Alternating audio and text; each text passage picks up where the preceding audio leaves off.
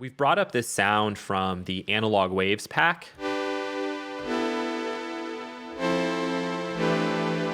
And if you haven't checked that pack out, it's really, really nice. It has a lot of sounds that you'll probably want to use in your music if you do more of that analog-inspired synthy kind of sound. It has some really, really nice presets and patches in there.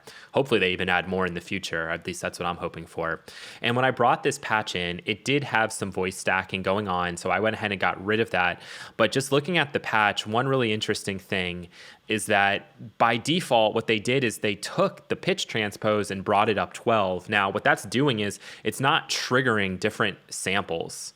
It's actually using the audio effect of the sampler to pitch it up. And I guess the logic there was that it might give it actually a little bit more of an analog sound by doing that pitchy sort of move from here across the entire instrument. So it's forcing every single sample that you play in here to actually pitch up by 12. Again, it's not triggering a different zone. We could bring that back down, go up an octave and experiment, see if it sounds the same.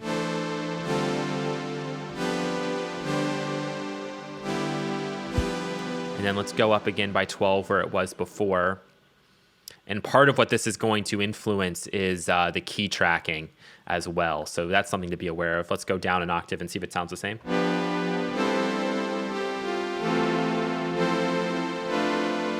So not that different, but I actually think that I want to go back to its default.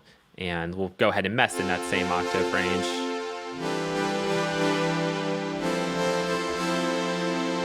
Very, very nice sound there. And it does have a little bit of drift already just set to the pitch. Okay, and it's just running free, so it's always kind of moving the pitch ever so slightly. If we go in there, you can see it's by a really, really small amount, and it's happening to the pitch there. Now, what we can do is with our voice stacking, we can right now go ahead and create a duplicate. It's going to sound louder.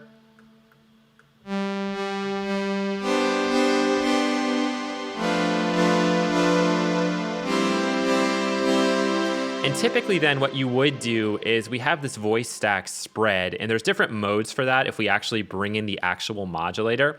But we can do this just very quickly. Like we could put this ever so slightly on like pitch and pan, kind of probably by like the same depth. Maybe we'll make it a little more aggressive on the panning, and we'll take a listen to how that sounds.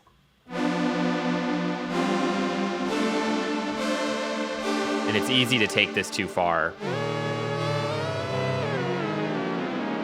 So let's bring it back down and make it something really, really small, like that.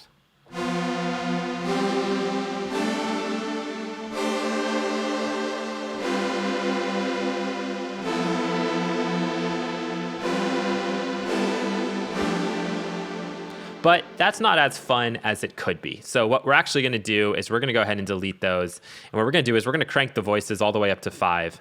And now inside of our modulators, we are going to add the voice stack. And now with the voice stack, what we can do is if we're using the spread feature, which would be if we click that and just go, this is the way that it's going to be spreading out those voices, like relative, depending on what you select. So like, again, if we take this to pitch,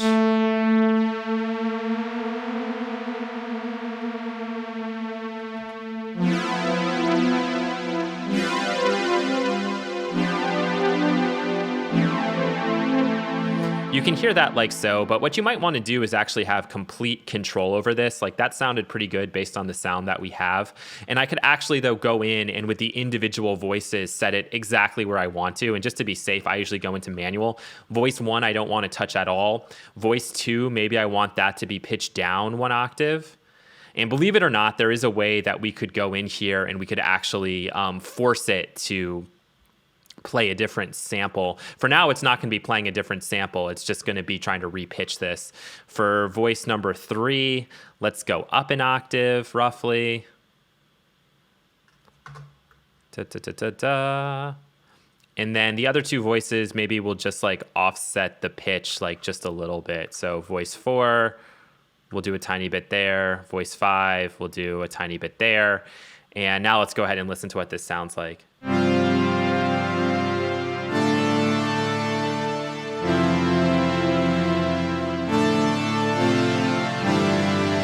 And this then might be a time when I'd use the voice stack and I would go in here and I would, do something like this.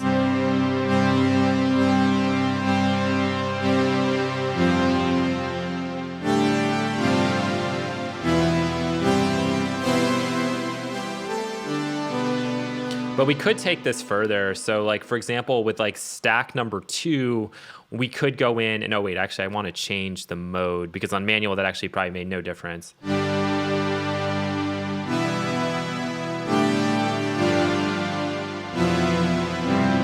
Let's see. Yeah. I'm interested. Will it actually do something on manual mode, or is it going to make it sound exactly the same? We're learning together. Yeah, that's not going to do anything. There's the old-fashioned, like, hey, everyone, listen to this effect, and it's actually not doing anything. Let's go back to this mode, or maybe we'll go -1 to +1.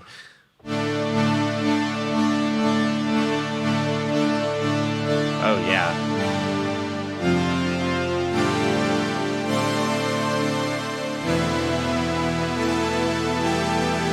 So beautiful sound there, but we could take this further. Like if we had some kind of like, I don't know, drastic effect in here, like I'll just show you so you can hear it. You can take this further. Let's add in a bit 8. And right now it's gonna sound pretty crazy. But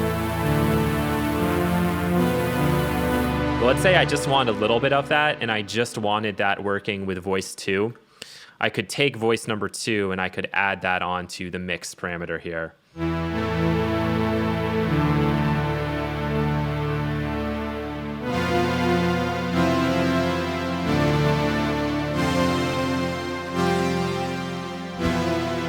So now we're only actually getting that to occur on the second voice. And so it kind of fades in and works nicely. The other thing you can consider is if you do want to have it trigger different samples, instead of using the pitch knob here, we could go in and use a note effect. So let's go in here, and I always forget the one that it's called. It's not the diatonic transposer, it's the note pitch shifter. You would think I would know that by now. And so, for example, with like voice 5, let's maybe have voice 5, instead of just doing that little bit of detune, let's take it and let's like actually have it go down a couple octaves. And let's see how that works. I'm not entirely sure if I got this right. This is the thing that always confuses me about it. Let's see. Let's see.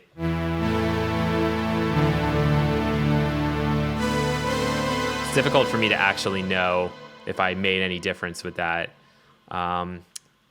Instead of having it affect the octave, let's just have it affect the semitones. And we can bring it like way down. Let's bring it down by 24, so it's going to be down 2 octaves. And let's listen to that now. And we can clearly hear the impact of that.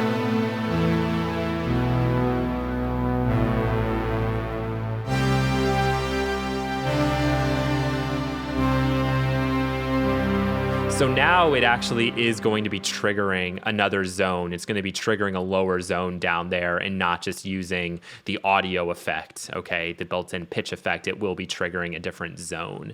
And that's a nice thing to be able to do at times. Again, it all depends. Like sometimes you might like the way it sounds using the pitch knob here. Sometimes you might want to go in and be a little stricter. So let's actually turn that on and off just so you know that you can hear it.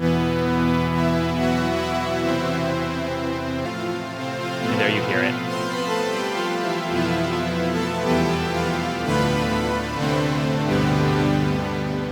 Okay, so those are some ways that you can work with the voice stacking inside of the sampler. Again, you can take this so much further if you want to. Just remember, don't be stupid like me. Make sure if you're using the spread, the actual spread effect, that you, if you're in manual, you're gonna move those around, okay? That will actually then determine where it's going relative to the modulation depth that you set. But otherwise, if you're using 0 to 1 or -1 to +1, especially on something like the pan that's bipolar, then it really is gonna have a nice effect, okay, spreading it out. But you can always go in and just manually set where you want to put those different voices. Powerful thing inside of Bitwig Studio. Not a lot of people tap into that because it's just something that you don't see in other digital audio workstations.